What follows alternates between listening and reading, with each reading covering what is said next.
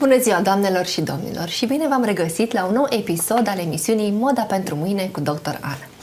Sunt Dr. Ana Hriscu și astăzi v-am propus o emisiune deosebit de dragă sufletului nostru, pentru că ne apropie de ceea ce înseamnă cultura și civilizația franceză și de ceea ce înseamnă oamenii de valoare, femeile puternice și leadership-ul feminin. Invitatul meu de astăzi este Dr. Muriel Augry, director Institutul Cultural Francez din România la Iași. Bună ziua și bine ați venit! Mesdames et messieurs, bonjour et bienvenue à notre nouvel épisode la mode pour demain. Je suis Dr. Ana Hriscu et on vous prépare une émission sur la culture et la civilisation française. Et c'est une émission qui va mettre en avant les gens qui ont fait quelque chose pour la communauté, les femmes qui sont fortes. Et notre invitée est Madame Muriel Augry, qui est directrice de l'Institut français de Roumanie à Iași. Bienvenue chez nous. Merci beaucoup et je suis ravie d'être avec vous pour cet entretien donc dans les studios de la télévision à Pologne. În episodul acesta vom avea plăcerea să cunoaștem un profil feminin puternic, cu o carieră impresionantă ca manager, cât și ca poetă. De asemenea, aș dori să-i aduc mulțumiri și doamnei translator, lector universitar dr. Dana Monach. Bună ziua și bine ați venit alături de noi! On aura donc le plaisir d'avoir notre invitée est une femme très forte qui à la fois en tant que directrice et en tant que poète et nous sommes ravis de vous avoir ici dans notre studio. Vom începe pentru că ne place să facem cunoștință și să intrăm puțin în profilul și în viața invitaților noștri. Prin a vă întreba, v-ați născut la Paris, în primul rând, acolo ați urmat studiile literare, apoi cursurile Universității din Paris, Sorbonne, care s-au încununat, iată, cu titlul de doctor în literatură și civilizație franceză. Ce v-a atras spre acest domeniu de cercetare în care ați și obținut titlul de doctor? On va tout d'abord faire connaissance. Vous êtes né à Paris, vous avez fait des études de lettres à la Sorbonne, vous êtes devenu docteur en littérature. Et alors la première question serait, qu'est-ce qui vous a attiré dans ce domaine de recherche? Pourquoi les lettres? Eh bien, j'ai voulu toujours faire des études de littérature. Lorsque j'avais 9 ans, justement, on m'avait dit que voudras-tu faire quand tu seras plus grande? La question qu'on pose aux enfants. Et bien entendu, de façon assez spontanée, j'avais répondu j'aimerais écrire, j'aimerais être écrivain ou écrivaine, comme on dit maintenant. Et après, plus sérieusement, voilà, j'ai commencé, enfin tout aussi sérieusement, non, j'ai commencé mes études donc en littérature, et puis je les ai poursuivies jusqu'en effet à un doctorat sur la littérature de voyage, parce que j'aimais beaucoup cette ouverture sur le monde, et pour moi, littérature et justement voyage, connaissance de l'un, de l'autre, vont de pair. Într-adevăr, am făcut studii literare încă de când eram mică, de la 9 ani, când mă întreba lumea, și tu ce ai vrea să te faci când ai să fii mare? Răspundeam spontan, vreau să fiu scriitoare. Apoi am început studii serioase, am făcut studii serioase de litere, pe care le-am continuat până la doctorat. Sunt titulara unui doctorat în literatură de călătorie. M-a atras domeniul acesta de cercetare pentru că permite o deschidere spre lume și cred că literatura se împacă cu ideea de călătorie. Cum ați reușit să păstrați acest drum pe care vi l-ați dorit de mică? Ce v-a făcut să continuați și să nu renunțați la visul dumneavoastră pe tot parcursul vieții, să spunem? Comment est-ce que vous avez réussi à garder ce chemin? Comment avez-vous réussi à ne pas renoncer à ce chemin que vous avez choisi quand vous étiez encore très petite? Je pense que c'est un peu la passion qui m'a toujours guidée, c'est-à-dire voilà, un désir de faire quelque chose qui vous anime, qui vous pousse, qui vous donne un élan. Et pour moi, en effet, c'était celui d'écrire, mais c'est également, avant celui d'écrire, ça a été celui de lire. Donc c'est également un parcours qui est à la fois intérieur et tourné vers les autres et extérieur. C'est-à-dire que j'ai beaucoup emmagasiné de lecture, j'étais plutôt une enfant assez timide et rêveuse. Et ensuite, voilà, j'ai sommé tout un ensemble d'informations et je me suis dit que justement, d'abord j'allais être professeure. C'est le début de ma carrière, j'ai été enseignante parce que justement j'avais envie de transmettre ce que j'avais appris et puis d'aller vers les autres et après ça va être l'autre pan de ma carrière professionnelle dans la diplomatie culturelle. Cred că pasiunea este cea care m-a ajutat să rămân pe acest drum, dorința de a face ceva, ea mi-a dat elanul să continui. Mai întâi mi-am dorit să scriu și înainte de a-mi dori să scriu, mi-am dorit să citesc. Când eram mică, citeam foarte mult, eram un copil timid și visător și am acumulat foarte multe informații care m-au condus spre prima mea profesie și anume aceea de profesor. A fost dorința aceea de a transmite ceea ce învățasem, iar apoi, mai târziu, am avut această dorință de a mă deschide față de ceilalți și am intrat în diplomația culturală. Iată, deja ne-ați făcut o scurtă introducere în ce ar însemna CV-ul dumneavoastră, care este unul foarte impresionant și consistent. Câteva din lucrurile pe care le-am identificat, bineînțeles că sunt o varietate de performanțe profesionale multiculturale, dar punctul de legătură rămâne cultura franceză și dragostea pentru scris, cum aș fi spus, pasiunea pentru cultura și civilizația franceză. Așadar, ați fost lector de limbă franceză la Facultatea de Științe Politice și Facultatea de Litere a Universității din Torino. Ați profesat în sectorul serviciilor culturale ale Ambasadei Franței în Italia. Apoi Marocul v-a găzduit timp de 4 ani, unde ați fost atașat de cooperare pentru limba franceză. Reveniți la Paris, unde la Ministerul Afacerilor Externe v-ați ocupat de dosarele programelor de mobilitate studențească, ale premiilor literare și multe alte activități deosebite.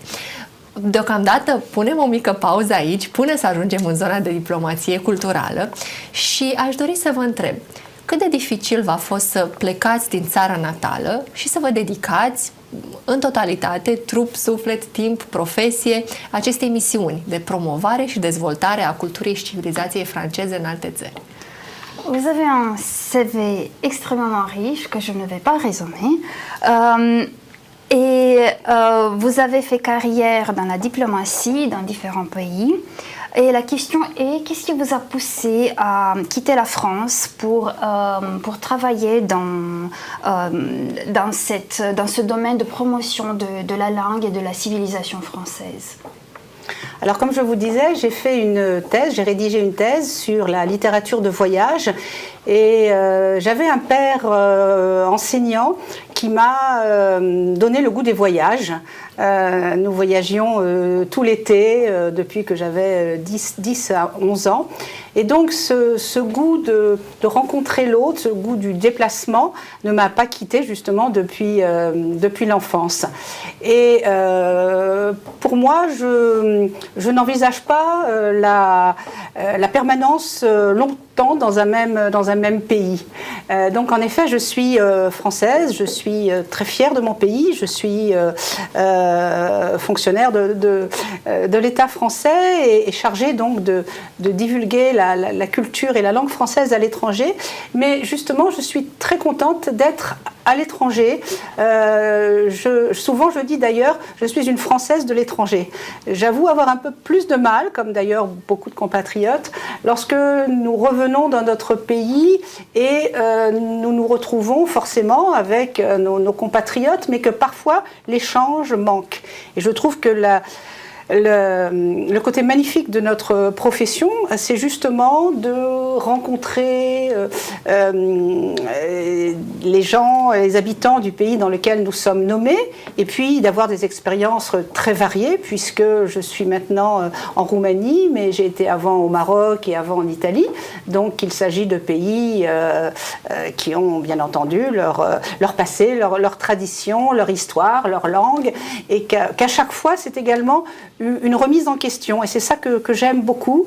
J'aime beaucoup la polyvalence de mon métier et j'aime beaucoup être dans la découverte, dans la curiosité. Je crois que c'est passion, curiosité, c'est des mots qui sont très importants, avec le mot rêverie que j'aime beaucoup aussi, c'est vrai.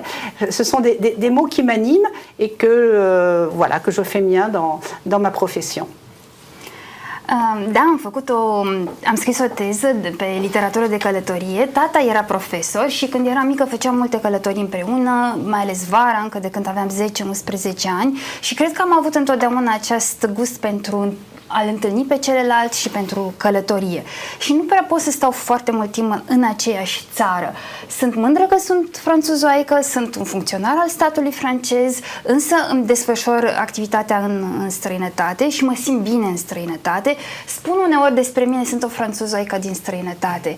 Și, asemenea altor compatrioți ai mei, îmi este uneori dificil să mă întorc în Franța și să-mi dau seama că acolo parcă nu pot să am acele schimburi, acea comunicare cu compatrioții mei pe care mi-aș dori-o și pe care poate o am în străinătate. Este fascinant să trăiești în altă țară, să întâlnești oameni din culturi diferite, să împărtășești experiențe diferite. Eu am trăit în România, în Maroc și în Italia și cred că această deplasare continuă mă forțează să îmi reconsider cumva viața și identitatea, îmi place această polivalență și am gustul pentru a mă descoperi și a îi descoperi pe ceilalți. Curiozitatea și reveria mă caracterizează.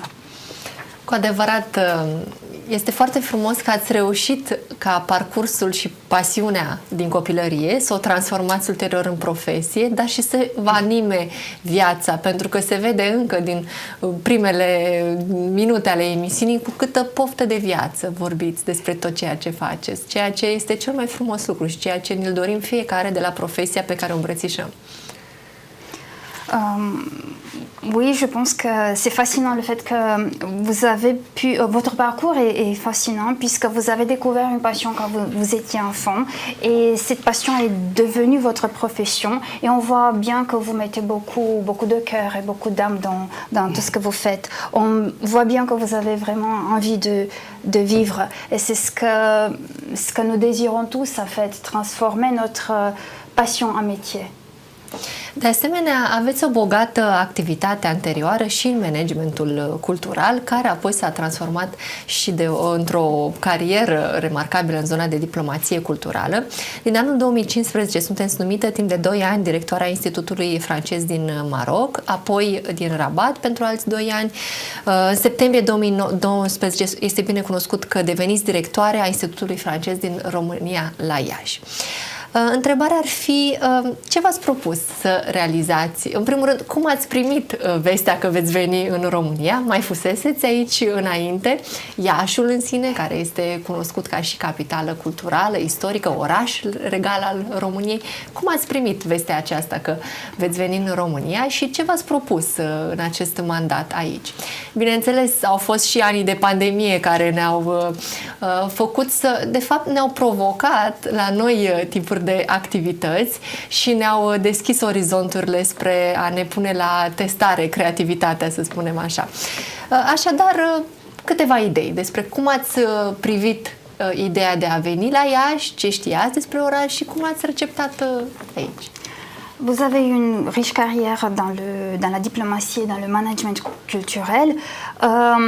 Après quand vous avez reçu la nouvelle que vous alliez être nommé à Iași, comment est-ce que vous avez réagi? Qu'est-ce que vous saviez sur la ville de Iași? Et puis l'autre volet de la question porte sur ce que vous proposez de réaliser, d'accomplir à Iași, surtout étant donné que le fait que nous avons traversé cette période de la pandémie qui nous a posé de nouveaux défis et qui nous a forcé à activer notre créativité de manière autre. Alors, j'étais très heureuse lorsque l'on m'a proposé la ville de Iași. Et comme je venais, comme vous avez dit, du Maroc, j'avais envie, où j'étais restée 8 ans, j'avais envie de me retrouver en Europe et j'avais envie justement d'une expérience très, très différente. Donc, je me rappelais de la Roumanie, d'un pays que j'avais visité il y a très, très longtemps. Donc, j'étais curieuse de la redécouvrir. Je dois vous dire que j'ai été, comme tout le monde, très rapidement consulter Internet et que j'ai vu que Iași, justement, proposait un superbe festival de littérature, le Filit, considéré comme l'un des plus grands festivals d'Europe de l'Est. Et je me suis dit, là encore, c'est un signe. Il va y avoir de la littérature, il va y avoir des opérations culturelles à faire autour du livre. Et je suis sûre que je serai très bien dans cette ville. Donc, je n'ai eu aucune appréhension. Au contraire, là encore, de la curiosité à connaître un nouveau pays. Et donc, voilà, j'ai accepté cette nomination. Alors, bien entendu, malheureusement, depuis que j'ai été nommée, il y a eu cette énorme période mondiale du Covid qui nous a empêchés surtout de faire des déplacements dans le pays ou même quelquefois juste à côté, puisqu'on était réellement enfermés chez nous. Mais en même temps, comme vous le disiez, eh bien, cela suscite là encore notre esprit d'initiative, notre curiosité. Et par exemple, j'ai pu organiser, c'était l'année dernière, donc pour parler littérature toujours, un festival, c'était la Nuit de la lecture, un événement français. Eh bien, nous l'avons fait entièrement en ligne, mais cela a pu me permettre de contacter des écrivains et des écrivaines qui se trouvaient sur les 5 continents. Donc, du handicap qui existait à ne pas pouvoir se retrouver, je l'ai transformé en quelque chose de tout à fait positif, puisqu'on se parlait du Canada à l'Afrique, à l'Europe ou à l'Asie. Et je trouve que ça, voilà, cette nécessité d'être toujours en ligne est certes une fatigue intellectuelle, même physique parfois, je trouve, mais en même temps, on abolit totalement les frontières. Et c'est ça qui est absolument le merveilleux. On est en direct avec des amis, avec des partenaires à l'autre bout de la planète, en un clic. Et ça, c'est fabuleux. M-am bucurat când am aflat că aș putea să vin la Iași. După 8 ani în Maroc îmi doream să mă întorc în Europa și să am o experiență diferită, foarte diferită. Vizitasem România cu mult timp în urmă, dar eram curioasă să văd cum a evoluat, să o redescoper și, bineînțeles, în primul rând m-am uitat pe internet, am căutat orașul Iași și am descoperit că se desfășoară aici un mare festival de literatură, Filit, cel mai mare sau unul dintre cele mai mari din Europa de Est. Și mi-am spus, asta e un semn bun. Voi putea să fac lucruri în jurul ideii de literatură și de cultură, deci nu mi-a fost frică să vin în România.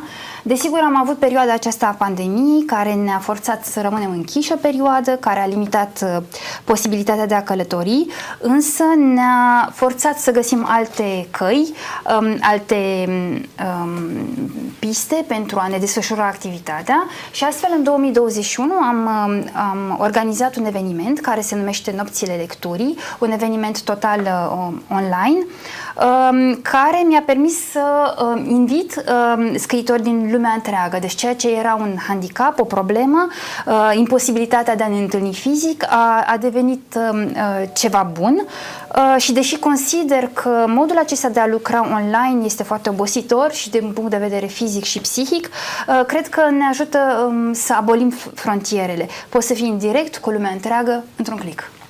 Așa este. Am reușit să trecem granițele mult mai ușor prin ceea ce a însemnat online și totodată să descoperim că putem să ne facem activitățile să fie mult mai bine dezvoltate pe zona de multiculturalitate, să spunem, online sau a discuta cu celălalt, nu contează cât de departe este, doar la un click distanță.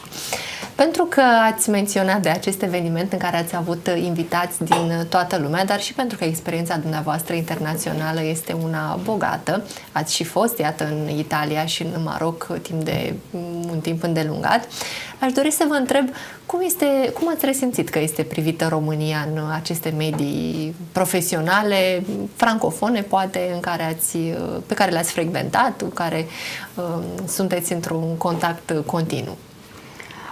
Oui, en effet, le fait de travailler en ligne nous pose des défis et nous permet une activité dans des milieux multiculturels. Et comme vous avez évoqué cet événement, les Nuits de la lecture que vous avez organisé, et étant donné votre expérience internationale, je voulais vous demander comment la Roumanie est vue dans ces milieux professionnels francophones où vous avez travaillé. Alors la Roumanie est un pays qui était particulièrement francophone et francophile, et je trouve que Iași le demeure totalement, même si en effet on parle évidemment d'une prédominance de la langue anglaise, mais j'avoue que je m'exprime avec beaucoup d'amis francophones et francophiles, et également parmi les plus jeunes. Et donc, la Roumanie est vue comme un pays riche de culture, riche d'histoire. Ce que je me permettrais de dire, c'est que j'aimerais que la Roumanie parle encore plus d'elle, parce que parfois, on a l'impression, comme sur bon nombre de pays, qu'on s'arrête parfois à des stéréotypes que je ne mentionnerai pas, mais qui sont pour chacun des pays. Donc l'important justement, c'est de pouvoir échanger, le plus possible. Et j'en reviendrai aussi à ce qui est un de mes credos, c'est que les jeunes développent le plus possible l'esprit critique, qu'ils soient ouverts, qu'ils regardent la télévision, mais de bonnes émissions de télévision, qu'ils écoutent aussi les médias, mais qu'ils fassent les choix, et que les adultes que nous sommes soyons là pour les guider. Il faut absolument connaître l'autre avant de le juger. Excusez-moi la banalité, mais c'est important de le dire.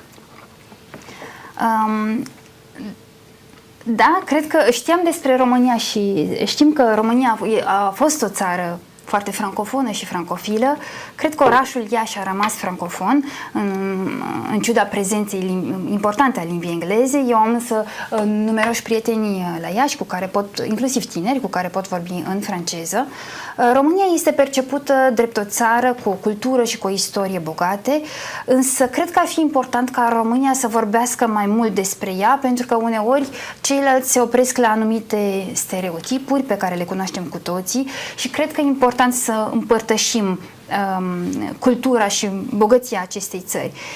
Mi se pare important să îi încurajăm pe tineri să-și dezvolte spiritul critic, să învețe să facă alegeri, să se uite și la televizor, dar la emisiuni de calitate, pe rețelele de socializare, și e important ca adulții să fie alături de ei și să îi ghideze.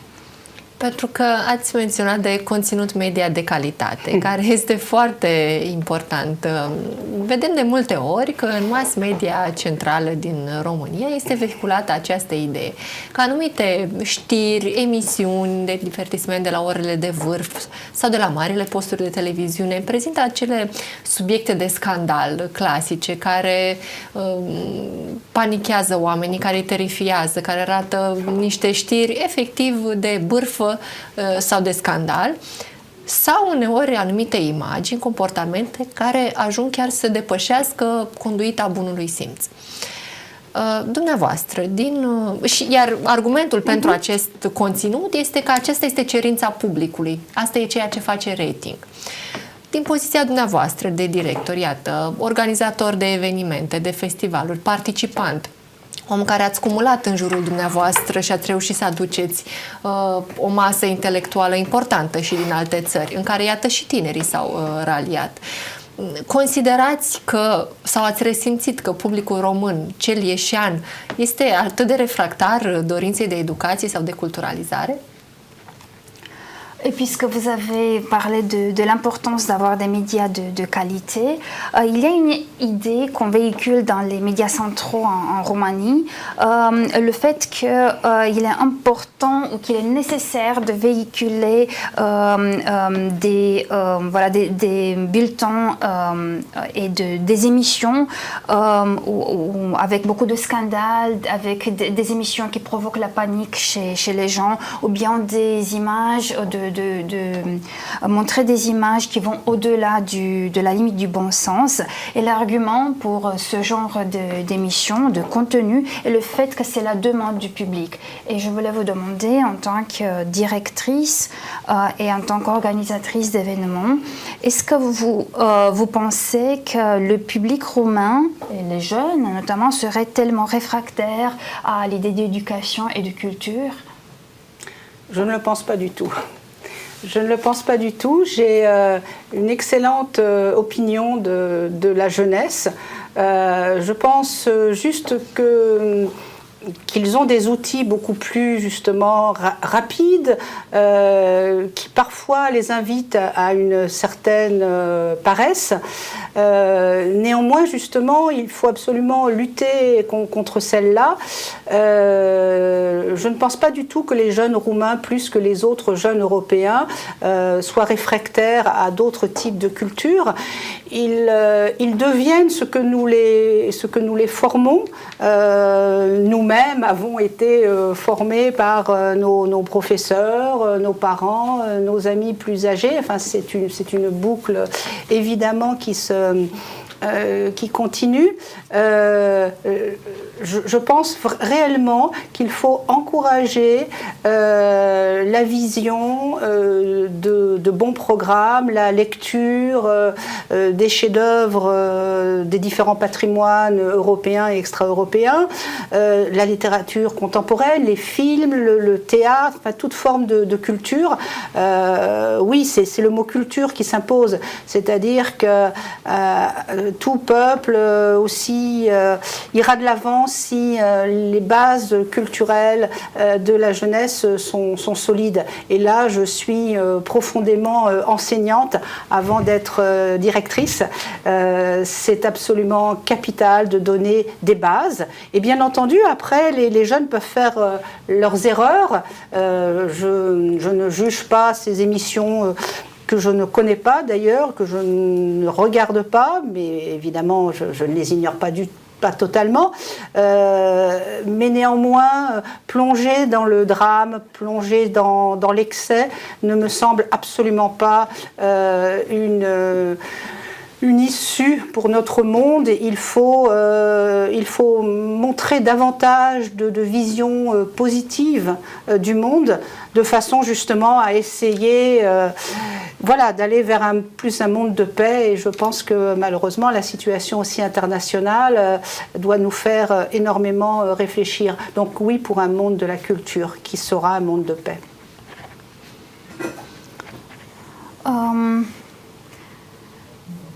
Cred că tinerii în ziua de astăzi au instrumente care le permit să obțină informația foarte rapid și asta duce la o anumită lene.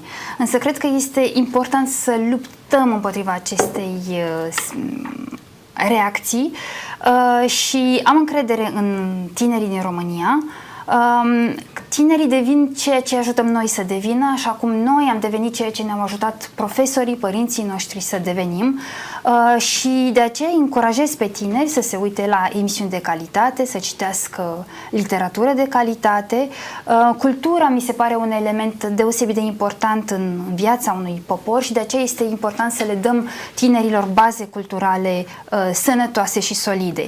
Și aici sunt poate profesoară înainte de a fi directoare, insistă asupra acestei idei de a pune bazele culturii, apoi la vârste mici, apoi desigur tinerii vor putea să facă greșeli. Eu nu judec emisiunile despre care vorbiți și pe care nu le vizionez, dar de care am auzit desigur, însă cred că faptul de a furniza dramă și exces nu este o soluție. Eu cred într-o viziune mai optimistă asupra lumii, cred într-o lume a culturii și a păcii.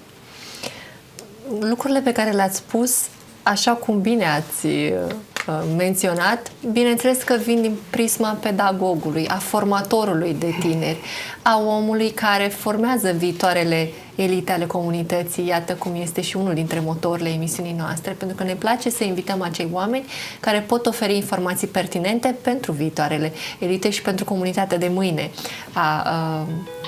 a oricărei comunități, nu contează că e vorba de România, Europa sau alte țări. Oui, vous parlez ici en tant que pédagogue, en tant que formateur des élites, et c'est vraiment des idées que nous essayons d'encourager ici dans notre émission, qui est destinée aux élites de demain, qu'elles soient en Roumanie ou ailleurs. În direcția aceasta am observat că în luna martie Institutul Cultural Francez din România la Iași organizează o ediție multiculturală a Primăverii Poeților. Ea este încadrată în contextul președinției franceze a Consiliului Europei. Ce ne puteți spune despre background-ul acestei manifestări de amploare, care este organizată în Franța și în întreaga lume, și la Iași, și care este tematica din acest an a evenimentului? Oui, vous organisez à l'Institut français de Romania-Iași un événement multiculturel, le Printemps des Poètes, dans le contexte de la présidence française du Conseil de l'Europe. Qu'est-ce que vous pourriez nous dire sur l'arrière-plan de cette manifestation et quelle est la thématique de cette édition? Alors le Printemps des Poètes est une manifestation culturelle qui a 24 ans d'existence, qui se déroule dans l'Hexagone et également à l'étranger, dans les instituts culturels, les alliances françaises, les universités qui collaborent avec. Chaque année, un thème est choisi. C'était les récentes années le thème de l'ardeur, de la beauté, du courage, du désir.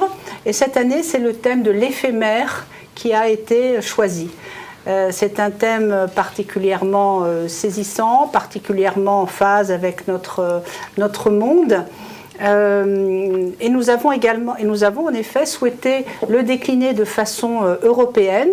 C'est pour ça que nous avons invité un poète français, Éric Poindron, un poète italien, Fabio Scotto, et un poète allemand, Gerhard Falkner, et une poétesse roumaine, Linda Maria Barros, donc 4 auteurs, qui représentent aussi les institutions culturelles étrangères pour les 3 premiers, qui sont à Iași. Et voilà, ces poètes ont pu échanger entre eux, ont pu rencontrer les élèves d'établissements scolaires de Iași. On peut faire des tables rondes à l'Institut français. Voilà encore un exemple pour moi de l'échange. C'est-à-dire qu'au-delà des mots, que des poètes de différents pays européens puissent échanger devant le public roumain, composé, un public tout à fait hétérogène.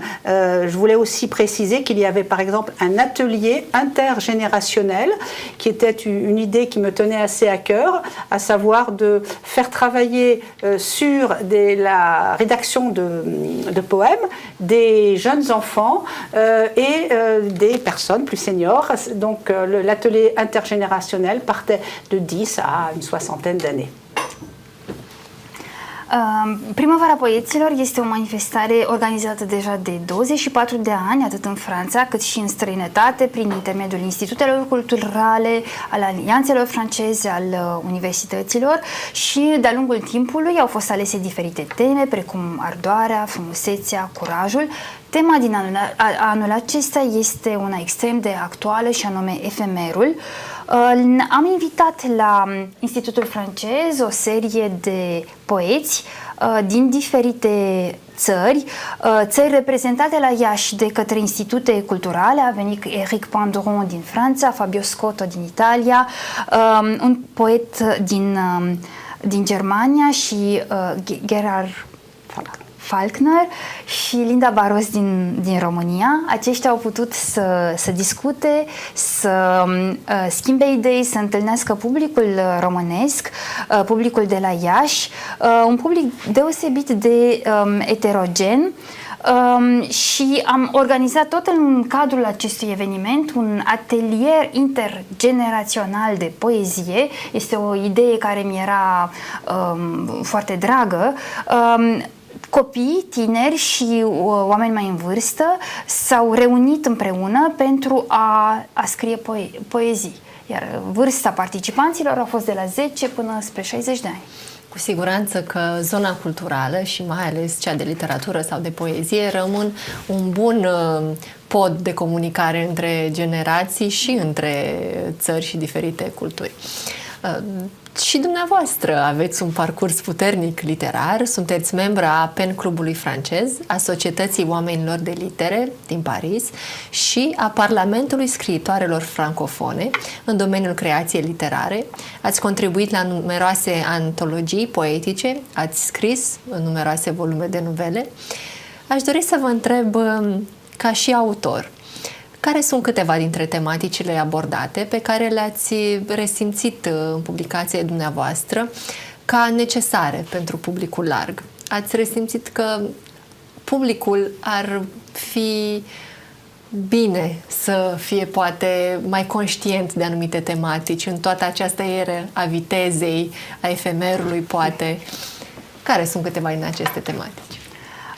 Bien entendu, la culture, la littérature, la poésie aident à faire communiquer les gens de différentes générations. Et vous-même, vous avez un parcours littéraire riche, vous avez beaucoup publié. Et je voulais vous demander, en tant qu'auteur, quelles sont les thématiques qui vous semblent nécessaires, peut-être des thématiques qui puissent aider le public à devenir plus conscient de certains problèmes, de certaines choses dans cet âge de la vitesse. Alors, on en parlait lors d'un débat justement sur l'éphémère hier, où on parlait de la poésie engagée. Je n'écris pas de littérature engagée dans la mesure où, pour moi, la littérature engagée, c'est celle de l'essai, c'est celle de l'essai critique. Et j'ai fait dans ma carrière, bien entendu, beaucoup d'essais critiques à partir des grands penseurs des siècles passés, à partir des penseurs de notre civilisation. Et ça, c'est un pan de l'écriture. En revanche, là, je me suis tournée vers la littérature de fiction, c'est-à-dire en effet vers la poésie, vers les nouvelles, et je n'ai pas de thématique précise. Je ne me donne pas non plus un but pour conquérir, entre guillemets, le public. Bien entendu que j'écris dans l'espoir d'échanger avec mon public, parce que je n'écris pas que pour moi-même, hein, mais j'ai écrit par exemple des nouvelles qui sont basées un peu sur les situations cocasses de l'existence. Comme j'ai pu donc voyager beaucoup, au-delà bien entendu de ces 3 pays, mais un peu dans le monde entier pour des conférences, j'ai toujours des tas de situations que je vois, qui m'interpellent et que j'aime écrire. Et je pense que justement la littérature, bien entendu, doit élever, doit aider à la croissance de l'individu, mais elle doit également divertir. Ce n'est pas un mot qui doit être condamnable. Passer un bon moment avec un livre, s'amuser avec un livre, s'endormir en rêvant avec un livre, je pense que c'est également quelque chose de très important. Donc dans les nouvelles, c'était très souvent autour justement de ces situations un petit peu absurdes que nous pouvons rencontrer, que je rencontre aussi très souvent en Roumanie et que je vais certainement écrire très prochainement. Et quant à la poésie c'est pour moi une somme d'émotions qui invite justement, qui invite un peu à un dépassement, à une intériorisation et certainement l'un des plus beaux compliments que l'on m'adresse, c'est quand on me dit ce poème me touche, ce poème est quelque chose qui, à moi, personnellement, me fait réagir, me fait penser à quelque chose. Donc là, j'ai l'impression que je rentre en interaction avec la personne et la personne me dit, j'ai l'impression que ce poème a été écrit pour moi, quelqu'un que je peux rencontrer en Palestine ou je sais pas, j'ai été au Soudan, enfin dans des pays quand même voilà, de sensibilité et de culture très différentes. Et lorsque on écrit un poème alors en Europe et que quelqu'un d'un pays au Guatemala vous dit que eh bien ça c'est exactement ce qu'il a pensé ou ce qu'il a pensé qu'il n'a pas voulu dire, on se dit voilà, j'ai apporté quelque chose et je suis content d'avoir voilà, d'avoir mis un petit peu, je reprends ce mot, mis un peu de rêve. Attention, pour moi le rêve c'est absolument pas un assoupissement, c'est pas une évasion stérile, c'est au contraire un dépassement de soi. Un răspuns foarte complex la ceea ce înseamnă, bineînțeles, fiind vorba de un subiect atât de amplu cum ar fi creația și ați reușit să surprindeți doar pe scurt, sunt sigură, ceea ce... Vă rog, doamna Dana. Da.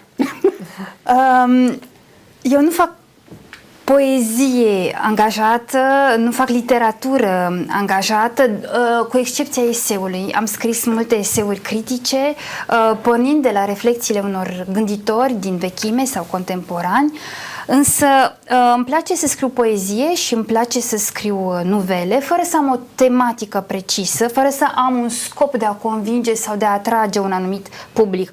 Desigur, sper că voi fi citită, sper că voi putea comunica cu publicul meu, însă nu am o tematică impusă și nu scriu special pentru un anumit tip de public. Îmi place să scriu nuvele pornind de la situațiile ciudate, absurde, cu care mă întâlnesc în viața de zi cu zi. Am călătorit mult și mi s-a întâmplat să mă întâlnesc cu situații bizare despre care am scris și cred în rolul acesta al literaturii de a-l ajuta pe om să crească, să fie mai bun, dar cred că e important și ca literatura să ne amuze. Nu cred că trebuie să condamnăm rolul acesta de divertisment al literaturii. E fascinant să fii singur cu o carte bună, să adormi visând inspirat de o carte bună și mi-aș dori ca ceea ce scriu eu să-i ajute pe cititori să aibă astfel de trăiri. În schimb, în poezie sunt mai interiorizată, e vorba despre emoții și despre o depășire a sinelui. Și unul dintre cele mai frumoase complimente care mi s-au făcut a fost atunci când mi s-a spus că și eu poate, de către oameni din diferite colțuri ale lumii, ce ai spus tu, asta aș fi vrut să spun și eu, numai că nu aveam cuvintele pentru a o spune. Și mi s-a părut fascinant să am o astfel de comunicare cu oameni din lumea întreagă. Și îmi place să cred că aduc un pic de vis în viața oamenilor. Nu înțeleg visul ca pe o evaziune sterilă sau ca pe o adormire, ci ca pe o depășire a sinelui, un dépassement de soi. Avea depășirea sinelui. Și foarte frumos ați spus, o posibilitate ca un om din orice parte a lumii să se regăsească, să considere chiar el însuși, să spună, uite, așa e, sau o formă de evadare, poate, dintr-un univers, dintr-o realitate care poate la un moment dat poate fi prea apăsătoare. Scriitorul poate fi cel care reușește să ne amuze, să ne calmeze, să ne fidelizeze, să ne treacă, iată, într-un univers al visării, dar nu al pierderii de realitate, ci al gândirii poate a unui viitor mai frumos pentru a realiza pe cel al nostru din viața de zi cu zi, cel din cotidian mai frumos. În direcția aceasta, tot în luna martie, Institutul Cultural Francez din România la Iași organizează seria de evenimente Scriituri Feminine Francofone. Se înscrie în proiectul comun al membrelor Parlamentului Scriitorilor Francofone de a organiza acțiuni în România. Continuăm în direcția de scriitură francofonă, de data aceasta cu autorii feminini, autori cunoscuți din toată lumea. Ce ne puteți spune despre această manifestare internațională? Știu că sunt invitate autore francofone din diferite țări, chiar din toată lumea. Ce ne-ați pregătit pentru luna martie? Oui, je pense il est très important et il est fascinant parce que la littérature nous donne cette possibilité de se retrouver, de s'évader d'un monde qu'on perçoit comme trop tendu ou trop sombre. Et l'écrivain peut nous calmer, nous amuser, nous aider à rêver et à imaginer un meilleur futur. Et dans ce sens, vous organisez un meilleur avenir. Dans ce sens, vous organisez à l'Institut français au mois de mars un événement où vous invitez des écrivaines féminines francophones, des femmes qui écrivent en français partout dans le monde. Qu'est-ce que vous pouvez nous dire à propos de cet événement? Qu'est-ce que vous nous avez préparé? Alors, ce Parlement des écrivaines francophones, je l'ai connu il y a 2 ans et j'ai adhéré donc à l'association et j'ai trouvé cette initiative absolument remarquable. Il s'agit d'une assemblée qui réunit pour l'instant plus d'une centaine de personnes et qui va avoir tendance également à croître. Ce sont des femmes écrivaines, poètes ou poétesses, comédiennes, actrices, scénaristes, metteurs en scène. Donc, ce sont des femmes d'action qui ont certainement le livre à la base, mais qui sont également dans le domaine artistique de façon un petit peu plus ouverte. Et je trouve là encore fabuleux le fait que ces femmes se réunissent une fois par an. En venant du monde entier, de l'ensemble du monde francophone. J'ai eu l'occasion d'être invitée dans la ville d'Orléans en octobre et lorsque j'ai vu leur superbe réunion en octobre, je me suis dit que justement c'était une occasion de faire venir ce Parlement des écrivaines francophones à Iași.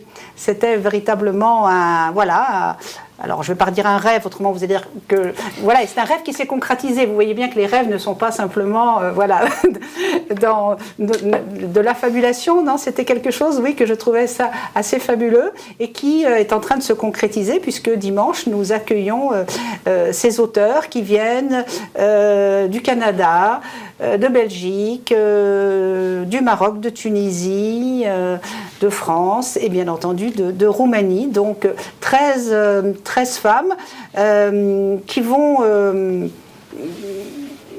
se retrouver, qui vont échanger pendant 3 jours.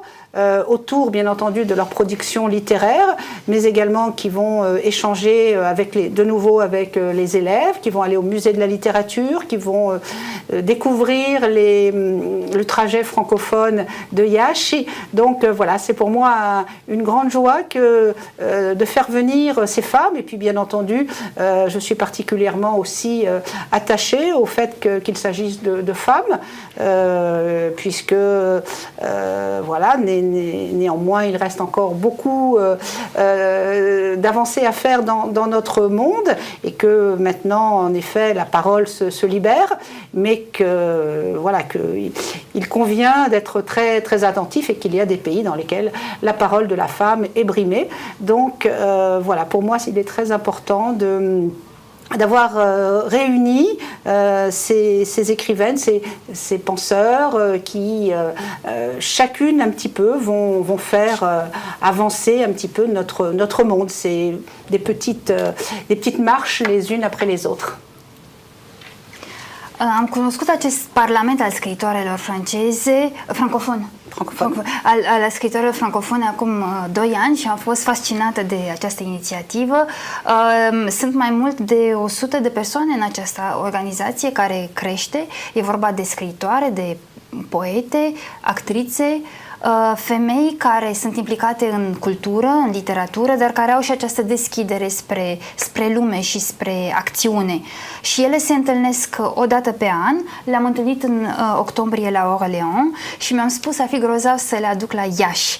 Este un vis care s-a concretizat. Iată că duminică vom avea la Iași scriitoare din Canada, din Belgia, din Maroc, din Tunisia, din Franța și din România.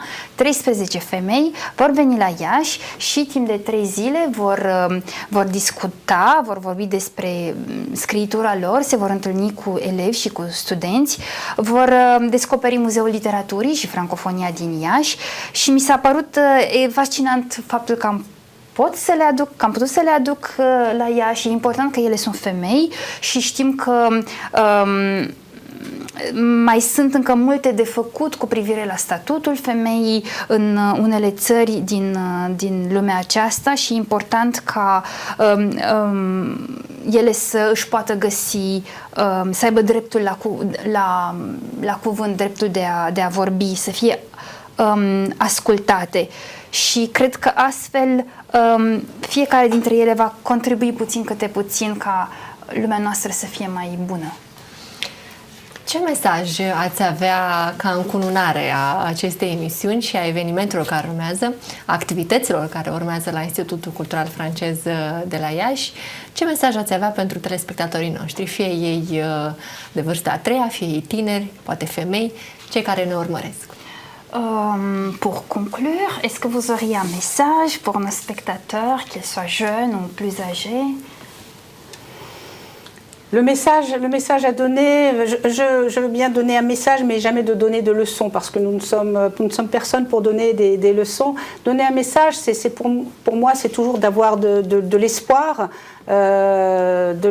en ce que demain sera meilleur si nous le construisons. C'est-à-dire, donc peut-être pour les plus jeunes, d'avoir toujours le message repose aussi sur le travail, c'est-à-dire qu'on ne devient pas ce que l'on est simplement, si par l'effet du hasard peut-être, mais je pense aussi que le travail quotidien, minutieux, dans quelques domaines que ce soit, hein, pas forcément uniquement le domaine de la culture, hein, mais permet justement d'avoir une meilleure situation et puis après permet de pouvoir voyager, de pouvoir être à l'aise. Donc je pense que oui, il faut avoir cet espoir chevillé au corps et puis se donner les moyens de vivre correctement et que donc les gens de notre génération aident les plus jeunes et que réciproquement il y ait aussi une aide intergénérationnelle. Je pense que ça également c'est très important. Pour vivre mieux, voilà, vivons ensemble. Da, nu-mi place să dau lecții, în schimb aș putea avea un mesaj pentru telespectatori. Cred că trebuie să ne păstrăm speranța că putem să construim un viitor mai bun, iar pe tineri i-aș încuraja să muncească, pentru că nu devii ceea ce ești doar ca rolul întâmplării, ci e nevoie de muncă zilnică, minuțioasă, în orice domeniu, pentru că astfel poți să ai o situație mai bună, poți să călătorești și de aceea e important să ne păstrăm speranța și să facem ceea ce trebuie pentru a trăi corect. În același timp este important să ne ajutăm unii pe alții între generații ca să trăim împreună mai bine. Iată un nou mesaj la ceea ce înseamnă conturarea ideii de moda pentru mâine, la ceea ce înseamnă acele idei și acele recomandări venite din partea persoanelor care sunt profile profesionale puternice, care sunt oameni cu cariere impresionante, poate ca manageri, ca poeți, ca autori, ca profesori, ca oameni care au reușit să facă schimbări în comunitate pentru generațiile de mâine. Încă o dată aduc mulțumiri speciale, dr. Muriel Logri. Vă mulțumesc pentru prezența de astăzi și vă doresc mult succes în toate activitățile pe care le veți desfășura. Mulțumesc și doamnei lector universitar dr. Dana Monach pentru prezență și excelenta traducere. Voilà, c'est un message de plus qui s'ajoute à ceux que nous avons eus de la part d'autres professionnels dans différents domaines et message qui nous aidera à avoir un meilleur avenir. Et on vous remercie de votre présence ici et bon succès dans votre activité. Un grand merci à vous et encore tous mes voeux à cette belle ville de Iași. Vă mulțumesc și urările mele cele mai bune orașului Iași, care este atât de frumos. Doamnelor și domnilor, încheiem într-o manieră foarte frumoasă acest episod. A fost un episod în care am avut plăcerea să avem invitat un profil feminin puternic, o persoană cu o carieră impresionantă atât în zona de management cât și în zona diplomației culturale. Mă bucur că ați fost alături de noi și vă aștept și la episoadele următoare ale Modei pentru mâine cu Dr. Ana. Toate cele bune!